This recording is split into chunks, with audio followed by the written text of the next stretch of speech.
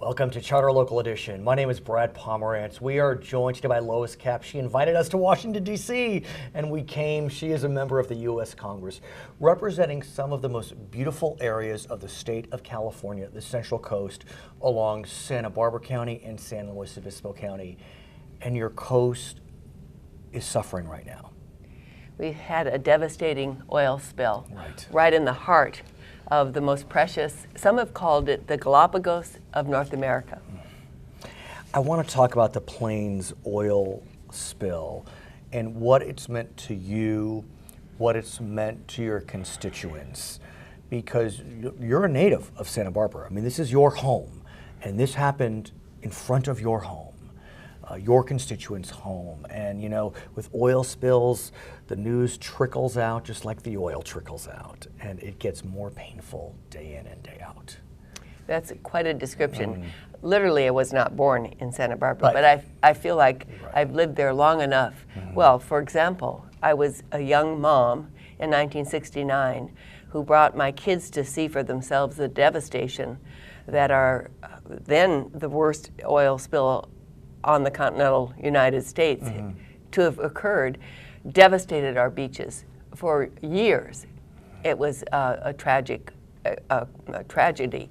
on our coastline. Did you ever expect that history would repeat itself? Well, frankly, we've had a history of small spills, near misses through the years. There's rich oil reserves off the coast of California, Central Coast, and so we've known about this.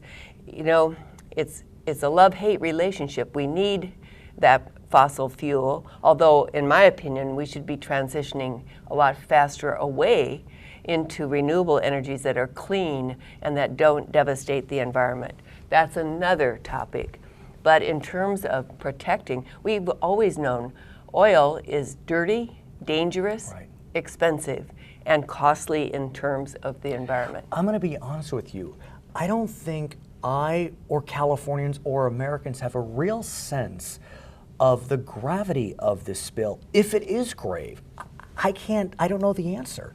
What can you tell us? Is this the Exxon Valdez? Is this the BP oil spill? Is it or just a smaller version thereof? It's a version thereof, but there are tar balls washing up on the shore of Long Beach that they're trying to figure out, do these come? We do have natural seepage, but not of the nature of what has occurred to devastate the shoreline.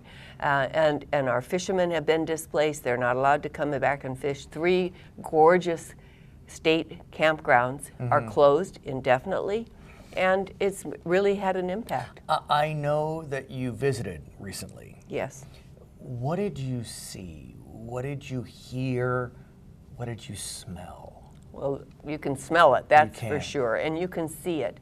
And I visited the very week that it occurred for the first time.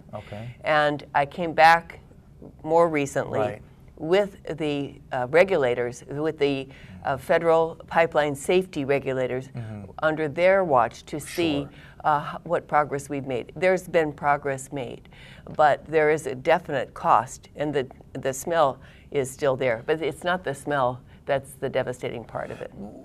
Or if I were to walk along the beach, would I see tar balls? Would I see animals that have perished? What would I see? There are way over 200 animals and seabirds have perished. Many more have been injured and are under treatment. You would see oil still on the rocks. It's being cleaned off. The oil company, Plains, has made a commitment that they're going to make good on this. And let's talk about the oil company, because I know recently you met with the CEO of Plains. He came to your office in Washington, D.C. I met with him first on my first visit to the facility there on the Central Coast of California. And more recently, I met with him to get an update from the company as to the progress that they're making. Do you feel as if the Plains company is handling this matter appropriately? You know, it was very easy to attack Exxon. It's been very easy to attack BP. What's your sense of kind of the corporate ethos, the corporate ethic, the corporate responsibility? Well, I'll tell you what my goal is, which I think should be the goal of all of us who enjoy and consider this to be a natural resource that is part of where we live or visit, is that there should be no devastation. There should be no spill. That's the goal. And when there is, then we want to find out why. And if there was corrosion that had been detected, which apparently there was, I would like to have that remedied. Now, whether that's the regulating agencies that need to clamp down harder and make the rules tighter, or whether it's the responsibility of the company to go the extra mile.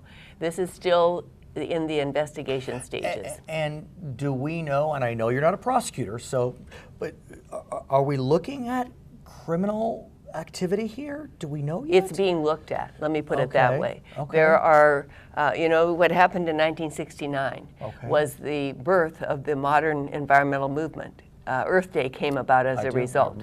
Remember? Right. And out of that, it's in all of our psyches by now, hopefully. And that's what we need to tap into. Out of that environmental movement that was born, that came to be, is now rising up and saying, we don't want to tolerate any of this. We need to look, first of all, as I mentioned, to more compatible, sustainable sources of energy. We need to transition away from these fossil fuels that wreak so much havoc. Well, there's no doubt California is a forerunner in that space. We know recently the California State Legislature had passed some groundbreaking legislation on the question of climate issues and trying to increase sustainable use of energy. But, these are in federal waters. And so it's a separate matter. So my question is for you as a member of the federal Congress, as a result of the Plains oil spill, do we need to look at whether regulations are tight enough? Do we need to look at whether new laws need to be passed? You're taking the words out of my mouth. And exactly. To my point of writing a letter to the chairman of my Energy and Commerce Committee, Fred Upton, who has tar sands in his district too, so he knows a bit about this topic. I'm asking for a site hearing. Now that doesn't happen every day, but I want some of my colleagues to see for themselves what I have seen and what my constituents see. So what do you think Mr. Upton will say? We'll see what he says. We'll see what he says. I want, first of all, bottom line, whether it's there in the area or here, I would like to have this discussed in full measure by the committee of one of the committees of jurisdiction. I think about the last year you've had.